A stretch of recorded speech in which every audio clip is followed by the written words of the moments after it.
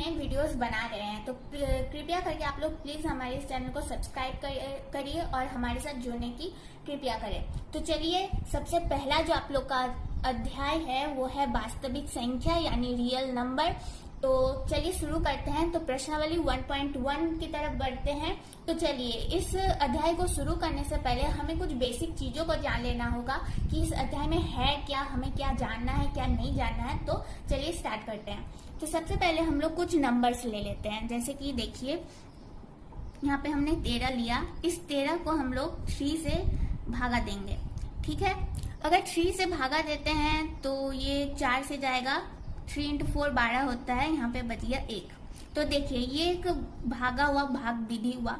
तो यहाँ पे जो संख्या 13 है, इस 13 को भी कुछ कहा जाता है, 3 को भी कुछ कहा जाता है, 4 को कुछ कहा जाता है। यहाँ पे जो लास्ट में संख्या बचा उसको भी कुछ कहा जाता है। तो देखिए, ये जो 1 बचा यानी लास्ट में जो बचा उसे हम लोग कहते हैं शेषफल। शेषफल आप लोग को पता ही होगा, नीचे के क्लास में भी आप लोगों ने पढ़ा होगा। ये जो 4 है, ये 4 भागफल कहलाता है। भागफल। इस 13 को हम लोग कहते हैं, इस 13 को हम लोग क्या कहते हैं, भाज्य, यानी जिसे भागा दिया जाता है इसे भाज्य कहलाता है। और इस 3 को यानी जिस संख्या से भागा दिया जाता है उसे हम लोग कहते हैं भाजक। ये तो हो गया। अब देखिए, इस अध्याय में हम लोग क्या करेंगे, भाजक को हम लोग बी के साथ सूचित करेंगे, शेषफल को हम लोग आर के साथ सूचित करेंगे। ध्यान में रखना है आप लोग को, पूरे अध्याय में ये जो है, ये जो मैटर है, ये काम आएगा। तो ध्यान से समझने की कोशिश कीजिए। भागफल को हम लोग क्यू के रूप में सूचित करेंगे, क्यू के रूप में। और भाज्य जो है वो कहलाएगा ए कहलाएगा, और ये कहलाएगा, और ये जो भाजक है ये बी कहलाएगा। ये बात आप लोग को ध्यान में रखना है। अब मान लीजिए हमें भाज्य निकालने के लिए कहा गया है, भाज्य यानी ए निकालने के लिए कहा गया है। तो हमारा सूत्र क्या हो जाएगा, हमारा सूत्र हो जाएगा भाजक गुना भागफल और जोड़ शेषफल। ये तो आप लोग को फॉर्मूला जो है ये बिल्कुल याद में रखना ही है।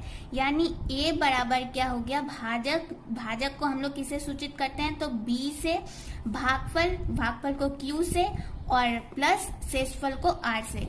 तो ये जो सूत्र है आप लोग को ध्यान में रखना है। और कुछ बातें हैं जो ध्यान में रखना है, चलिए देख लेते हैं एक साथ ही। जो आर होता है यानी जो शेषफल होता है वो हमेशा 0 से बड़ा होता है, 0 से बड़ा होता है या फिर बराबर होता है, जो शेषफल है। ठीक है, और जो बी है, भाजक है, भाजक हमेशा बड़ा होगा शेषफल से। ये बात आप लोग को ध्यान में रखना है, ये 2 बात। ठीक है, अब चलिए, अब बढ़ते हैं प्रश्नावली 1.1 पे। तो सबसे पहले जो क्वेश्चन नंबर 1 है उसमें कहा गया है कि निम्नलिखित संख्याओं का एचसीएफ ज्ञात करने के लिए यूक्लिड विभाजन एल्गोरिथम का प्रयोग कीजिए। क्या करना है, हमें एचसीएफ निकालना है और उसमें हमें क्या करना है, यूक्लिड विभाजन एल्गोरिथम का प्रयोग करना है। तो चलिए देख लेते हैं कि एचसीएफ कैसे निकलेगा और यूक्लिड विभाजन एल्गोरिथम क्या है। तो यहाँ पे 2 संख्याएं दी गई है, 135 और 225। ये 2 संख्याएं दी गई है। तो क्या करेंगे, 135 छोटा है, 135 को हम लोग 225 से भागा देंगे। ठीक है, तो यहाँ पे क्या हो जाएगा, यहाँ पे हो जाएगा 1, यहाँ पे हो गया 135, तो यहाँ पे बच गया 0 और यहाँ पे बच गया 9। अब ये जो शेषफल बचा, अब इस शेषफल को हम लोग, शेषफल से हम लोग भागा देंगे 135 को, 135 को। तो यहाँ पे हो जाएगा 1, यहाँ पे हो जाएगा 90। तो यहाँ पे बच गया 5, यहाँ पे बच गया 4, 45। अब यहाँ पे जो शेषफल बचा, शेषफल से भागा देंगे 90 को, 90 को। तो ये कट जाएगा 2 बार में, 90 यहाँ पे कट गया। अब देखिए, अब क्या करना है, जैसे कि मैंने आप लोग को कहा था, ए बराबर बी क्यू प्लस आर, यानी भाज्य बराबर भाजक गुना भागफल प्लस शेषफल। तो देखिए, सबसे पहला भाज्य क्या है, यहाँ पे सबसे पहला भाज्य है 225। 225 तो बी क्यू प्लस आर यानी 135, 135 यहाँ पे बी क्या है 135, क्यू क्या है 1 प्लस आर, आर यहाँ पे 90 बचा है, यानी जो शेषफल बचा था वो 90 बचा था। दूसरे सेशन में क्या था 135, 135 को हम लोगों ने भागा दिया था, तो किससे भागा दिया था 90 से, और भागफल क्या था, भागफल था 1 और शेषफल बचा था 45 बचा था एक्चुअली। फिर हमने लास्ट सेशन में किसको भागा दिया था, तो 90 को भागा दिया था। किससे भागा दिया था 45 से भागा दिया था। भागफल कितना था 2 था भागफल, और शेषफल कितना बचा 0। अब देखिए एचसीएफ कैसे पता चलेगा, जो एचसीएफ यानी लास्ट में जो बी होगा, यानी लास्ट में जिस संख्या से भागा दिया जाएगा, जिस संख्या में जो भाजक होगा लास्ट में, जो ये याद रखिए जो लास्ट में भाजक कहलाएगा वही जाके लास्ट में एचसीएफ होगा, यानी एचसीएफ बराबर 45, एचसीएफ बराबर 45। तो आप लोग अगर ये कर लेते हैं, इतना दूर कर लेते हैं, तभी समझ में आ जाएगा कि भाजक क्या है। इतना सब कुछ करने की जरूरत नहीं है, लेकिन हम लोग को दिखाना होगा करके कि कैसा कैसा हुआ, प्रोसेसिंग दिखाना होगा। तो लास्ट में एचसीएफ निकल गया 45। अब देखिए सेक्शन नंबर 2 की तरफ जाते हैं। सेक्शन नंबर 2 में 2 संख्याएं दी गई है, 100 देख लेते हैं 196 और 38,220। 38,220 बड़ा है, इसीलिए हम लोग इसे मानेंगे भाज्य, और 196 छोटा है इसलिए हम लोग इसे मानेंगे भाजक। भाजक को देंगे भागा, मतलब सॉरी 38,220 को भागा देंगे 196 से, ठीक है। तो क्या करेंगे, भागा देंगे तो 1 से देते हैं पहले 196, यहाँ बच गया 6, यहाँ बच गया 8, यहाँ पे बच गया 1। इस 2 को नीचे लाएंगे, फिर काटेंगे 9 से करते हैं, 9 से भागा देते हैं तो हो जाएगा यहाँ पे 4, 6, 7 एंड 1 हो जाएगा। 12 से 4 गिर जाएगा तो 8, फिर यहाँ पे हो जाएगा 9, यहाँ पे तो कुछ नहीं बचेगा। अब इस 0 को नीचे लाते हैं तो 5 से पूरी कट जाएगा, 5 से भागा देते हैं तो हो जाएगा 980। तो यहाँ पे शेषफल बच गया 0। तो देखिए इस प्रोसेसिंग से लिखेंगे, हमने किसे भागा दिया 38,220 को भागा दिया, जो कि यहाँ पे ए है यानी भाज्य है। तो किससे भागा दिया 196 से भागा दिया। भागफल कितना था 195 भागफल है, और शेषफल कितना है 0। अब देखिए मैंने क्या कहा था, जो लास्ट में भाजक होगा, जिस संख्या से लास्ट में भागा दिया जाएगा वही एचसीएफ कहलाएगा। तो लास्ट में किस संख्या से भागा दिया गया है 196 से, भाजक लास्ट में 196 है, तो एचसीएफ क्या हो जाएगा, एचसीएफ हो जाएगा 196। सेक्शन नंबर 2 में, क्वेश्चन नंबर 1 का सेक्शन नंबर 2 में। अब चलिए क्वेश्चन नंबर 3 की तरफ बढ़ते हैं, यानी सेक्शन नंबर 3 में। तो सेक्शन नंबर 3 में 867 और 225 है, 225। तो देखिए 225 छोटा है, तो 225 से हम लोग 867 को भागा देंगे। अब आप लोग ये बना लीजिएगा अपने से ही, मैंने समझा दिया है प्रोसेस, इसका विधि बता दिया है, बड़ी आसानी से बन जाएगा। तो क्या कीजिएगा, भागा दीजिएगा, लास्ट में जो भाजक बचेगा, यानी लास्ट में जो भाजक होगा बी होगा लास्ट में, वही जाके एचसीएफ कहलाएगा, ठीक है। तो ये था क्वेश्चन नंबर 1 एक्सरसाइज 1.1 का। तो चलिए क्वेश्चन नंबर 2 की तरफ बढ़ते हैं, जो कि बहुत इंपॉर्टेंट है, बोर्ड एग्जाम में बहुत बार पूछा जाता है, तो समझ लीजिए अच्छे तरीके से। देखिए क्वेश्चन को पढ़ते हैं। क्वेश्चन में कहा गया है कि दर्शाइए कि कोई भी धनात्मक विषम पूर्णांक 6q+1 या 6q+3 या 6q+5 के रूप में होता है, जहाँ q कोई पूर्णांक है, ठीक है। यहाँ हमें प्रूव करना है कि 6q+1, 6q+3 और 6q+5 धनात्मक विषम पूर्णांक है, दर्शाना है हमें, और यहाँ पे q कोई पूर्णांक है ये भी दिखाना है, ठीक है। चलिए बढ़ते हैं। तो क्या है 6q+1, 6q+3 और 6q+5। देख लीजिए क्वेश्चन नंबर 2 और जैसा कि क्वेश्चन नंबर 4 सेम है, क्वेश्चन नंबर 2 समझ लीजिए, क्वेश्चन नंबर 4 बनाने में कोई दिक्कत नहीं होगी। तो देखिए क्वेश्चन नंबर 1 में मैंने एक फॉर्मूला बताया था, a बराबर BQ+R। ये फॉर्मूला बताया था मैंने, a बराबर B Q plus R, 6q plus 1 B Q plus R, 6q plus 1 B Q plus R. सुनने में एक जैसा लग रहा है, देखने में भी एक जैसा लग रहा है। हमें ये समझ में आ रहा है कि b के जगह यहाँ पे 6 है, r के जगह यहाँ पे 1 है, b के जगह 6 है। तो हम लोग क्या करेंगे, लिख लेंगे माना b बराबर 6 है। ठीक है, अब ये जो b बराबर 6 है इसका हम लोग मान बैठाएंगे। और एक बात मैंने कहा था, जो r होता है यानी जो शेषफल होता है, ठीक है, लिख देते हैं शेषफल, r जो होता है वो हमेशा 0 से बड़ा होता है या फिर बराबर होता है। और b क्या होता है, b जो यहाँ पे है, ठीक है, b मतलब क्या हो गया, b मतलब हो गया भाजक। b जो होता है वो r से बड़ा होता है। ठीक है, तो b यहाँ पे क्या है, 6 है, तो 6 बड़ा है r से।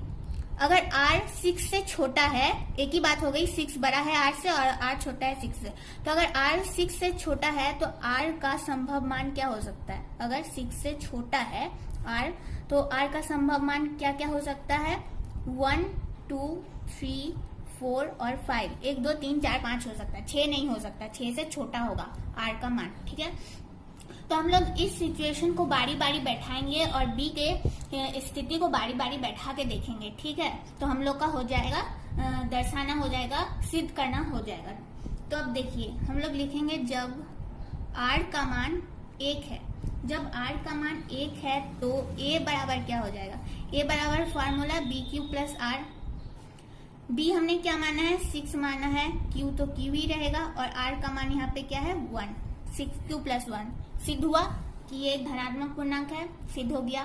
तो चलिए आगे बढ़ते हैं, सॉरी यहाँ पे हो जाएगा जब, मान लेंगे जब r का मान, अब 2 मानेंगे, 1 मान लिए अब 2 मानेंगे, 2 तो a क्या हो जाएगा, a बराबर B Q plus R, b क्या है 6, q तो q ही रहेगा और प्लस r यानी 2। ठीक है, फिर और एक बार मानेंगे जब r बराबर 3, r का मान 3 रहेगा तो a बराबर क्या हो जाएगा, B Q plus R, B 6 Q plus R, r है 3, r 3 है यहाँ पे, 1 मिनट रुकिए, हाँ, तो 6q प्लस 3 जो कि हम लोग को दर्शाना था, ये फिर से प्रूव हो चुका है कि 6q प्लस 3 6q प्लस 1 धनात्मक पूर्णांक है। और हमें एक चीज दर्शाना है 6q प्लस 5, तो यहाँ पे हम लोग डायरेक्ट लेते हैं जब r का मान 5 रहे, जब r का मान 5 रहे तो a क्या हो जाएगा, B Q plus R, B को हमने 6 माना था, बी क्यू प्लस आर 5, फिर से सिद्ध हो गया कि ये एक धनात्मक पूर्णांक है। तो ये हो गया हमारा क्वेश्चन नंबर 2। अब देखिए क्वेश्चन नंबर 3 की तरफ बढ़ते हैं। तो चलिए क्वेश्चन नंबर 3 की तरफ बढ़ते हैं। तो सबसे पहले क्वेश्चन क्या है, प्रश्न क्या है ये समझेंगे। प्रश्न ये है कि किसी परेड में 616 सदस्यों वाली एक सेना की टुकड़ी को 32 सदस्यों वाले एक आर्मी बैंड के पीछे मार्च करना है। 32 सदस्यों वाली एक आर्मी के पीछे मार्च करना है 616 सदस्यों वाली एक सेना को। ठीक है, दोनों समूह को समान संख्या वाले स्तंभ में मार्च करना है। उन स्तंभों की अधिकतम संख्या क्या है जिसमें वे मार्च कर सकते हैं। सिंपल सी बात है, समझ में आ रहा है क्या करना है, हमें इन दोनों संख्याओं का एचसीएफ निकालना है। तो क्या क्या संख्या है, देखिए संख्या 616 और 32। 32 छोटा है तो साधारण सी बात है कि 32 से भागा देंगे 616 को। ठीक है, तो अगर भागा देते हैं तो एक बार में जाएंगे तो यहाँ पे हो जाएगा 32, 11 से 2 जाएगा तो 9, यहाँ पे बच गया 2, 6 को नीचे लाएंगे और यहाँ पे 32 गुना 9 हो जाएगा 288 हो गया। 16 से 8 जाएगा तो 8 हो जाएगा, यहाँ पे कुछ नहीं बचा। अब इस 8 को यानी जो शेषफल बचा, शेषफल से भागा देंगे 32 को, तो 8 चरे 32 हो गया।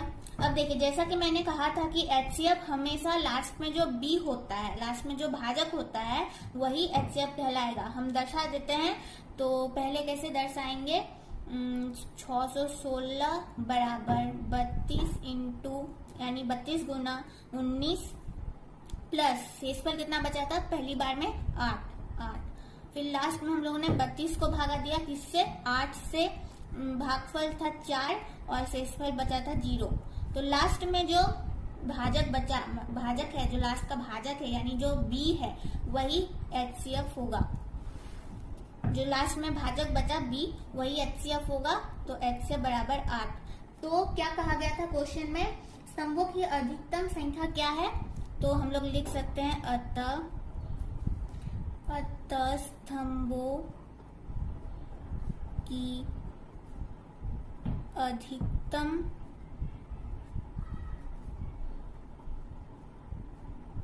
संख्या 8 है। 8 है, निकल गया। ये देखिए क्वेश्चन नंबर 3 बहुत आसानी से बन गया, कोई बड़ी वाली बात है नहीं।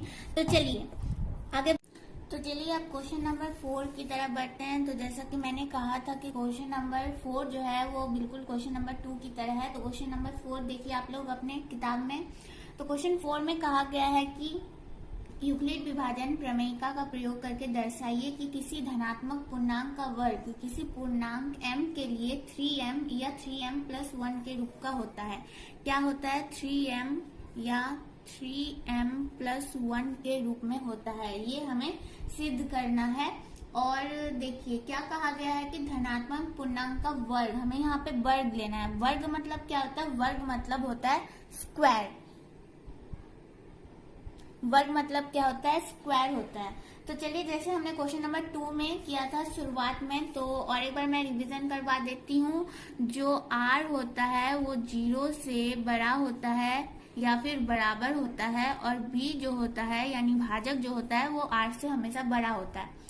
तो देखिए और एक सूत्र मैंने कहा था जैसे कि a बराबर BQ प्लस r, ठीक है। ये सूत्र आप लोग को हमेशा याद रखना है। तो हम लोग जो यहाँ पे r का मान होगा वहाँ वो b से छोटा होगा, तो हम लोग क्या करेंगे, लिख लेंगे माना b बराबर 3, b बराबर 3, r छोटा है।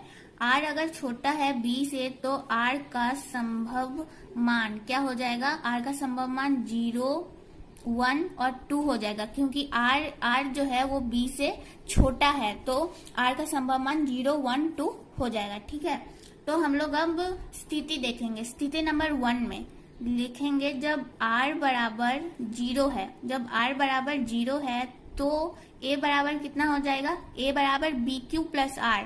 डायरेक्ट करते हैं, BQ कितना है? 3 है, Q ही रहेगा, r कितना है? r 0 यानी 3Q। तो ये एक सिद्ध हुआ कि जो 3m है उसे 3q के रूप में आया। अभी और करना है तब आप लोग को जाके समझ में आएगा।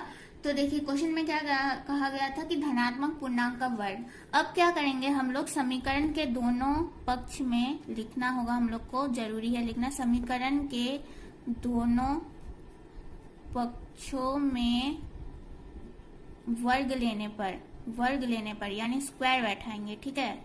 स्क्वायर बैठाएंगे, यहीं पे बैठा देते हैं a का स्क्वायर 3q का होल स्क्वायर, ठीक है, हो गया।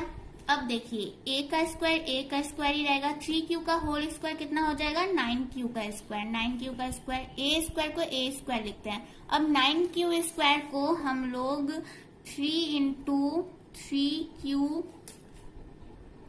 का स्क्वायर भी लिख सकते हैं। 3q का स्क्वायर है ना, 3q का स्क्वायर, सॉरी यहाँ पे हो जाएगा, हाँ 3q का स्क्वायर हो जाएगा। तो देखिए अब a स्क्वायर को a स्क्वायर लिखेंगे और इस 3 को 3 लिखेंगे, लेकिन 3q के स्क्वायर को हम लोग क्या करेंगे, इसे m लिख देंगे, मान लेंगे कि ये m है। तो यहाँ पे हम लोग रीजन दे सकते हैं, कारण दे सकते हैं कि जहां m बराबर 3q का स्क्वायर है, 3q का स्क्वायर है, इसे हम लोग रीजन दे दिए।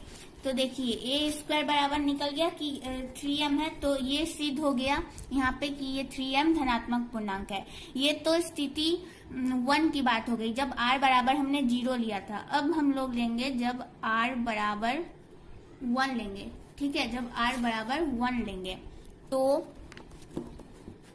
जब r बराबर 1 लेंगे तो यहाँ पे a बराबर कितना हो जाएगा? a बराबर होता है BQ प्लस r। तो BQ कितना है? B तो है, हमने B माना था 3, Q तो Q ही रहेगा, R बराबर यहाँ पे 1 है, ठीक है। तो R बराबर 1 हो गया, यानी क्या हो जाएगा यहाँ पे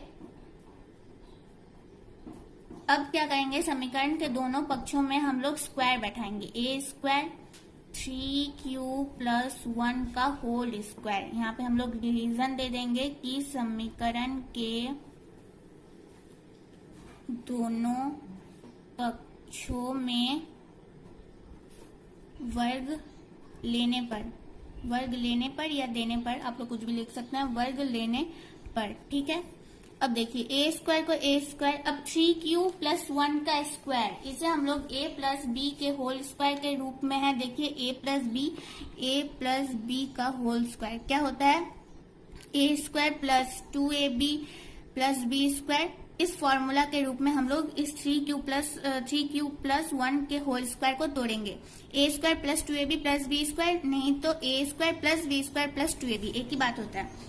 तो 3q का क्या हो जाएगा, यहाँ पे 3q का स्क्वायर हो जाएगा 9q², 1 फिर 2ab हो जाएगा 6q प्लस b² यानी 1 का स्क्वायर हो जाएगा 1, हो गया।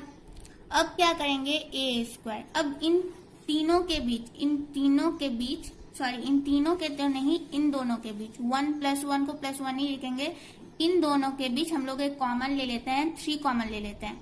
देखिए हमने 3 कॉमन क्यों लिया, बाद में जाके आप लोग को समझ में आएगा। 3 कॉमन ले लिए तो यहाँ पे बच गया 3q का स्क्वायर प्लस यहाँ पे बच गया 2q और +1 तो +1 ही रहेगा।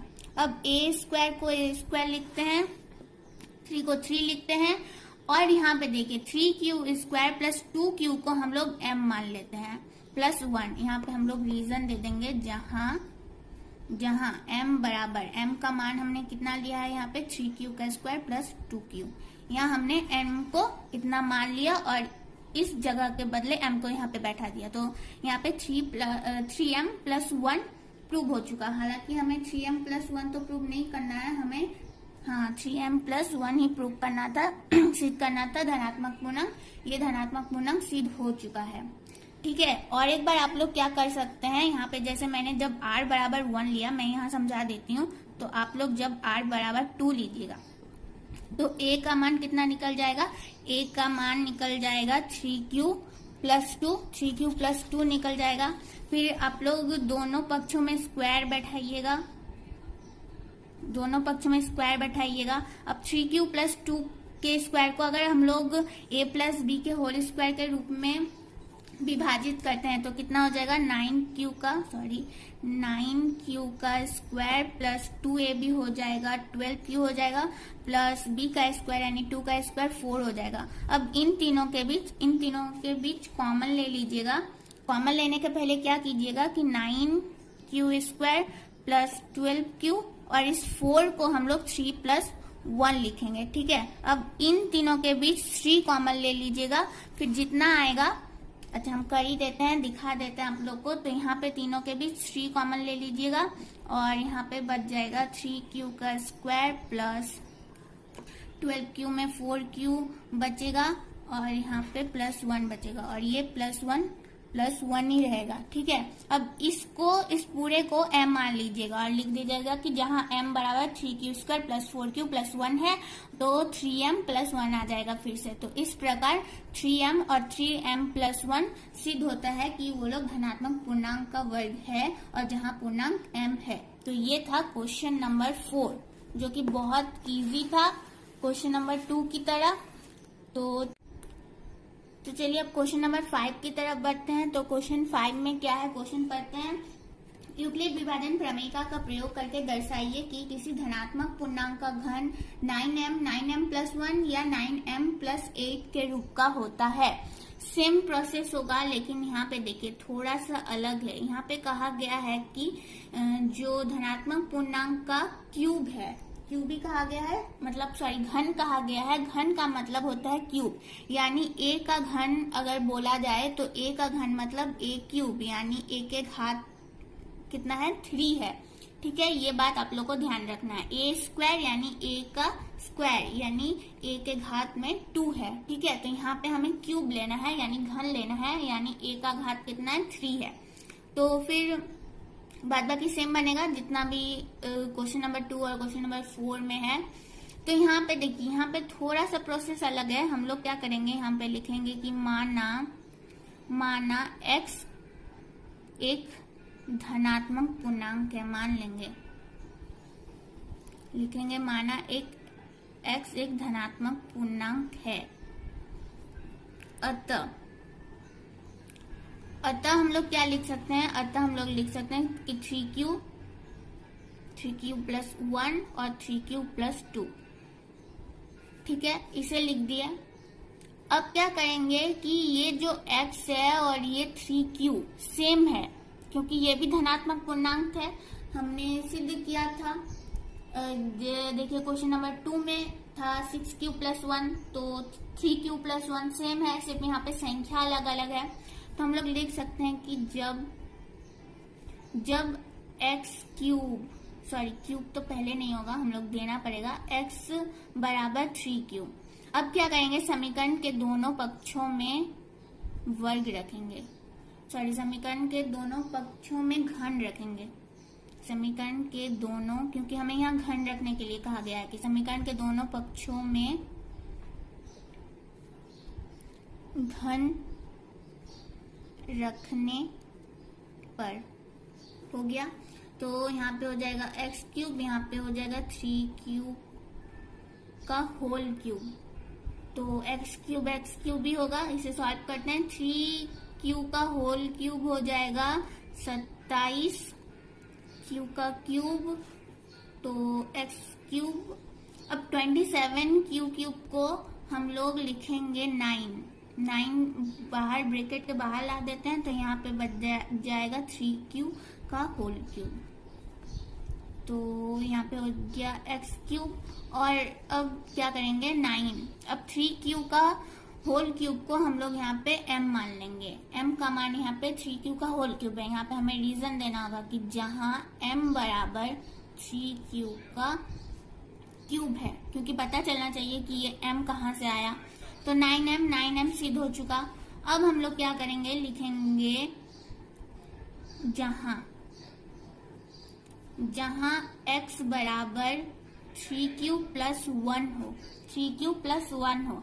अब यहाँ पे भी हम लोग लिखेंगे कि समीकरण के दोनों पक्षों में घन देने पर, ये रीजन आप लोग लिख सकते हैं, मैंने बहुत बार लिखा, तो आप लोग लिख देना। अब देखिए यहाँ पे बात आती है कि इसे हम लोग कैसे सॉल्व करेंगे, तो आप लोग को पता है कि नहीं, मुझे पता नहीं। तो देखिए a प्लस बी का होल क्यूब, इसे सॉल्व करना आप लोग को आना चाहिए छोटे क्लास में ही।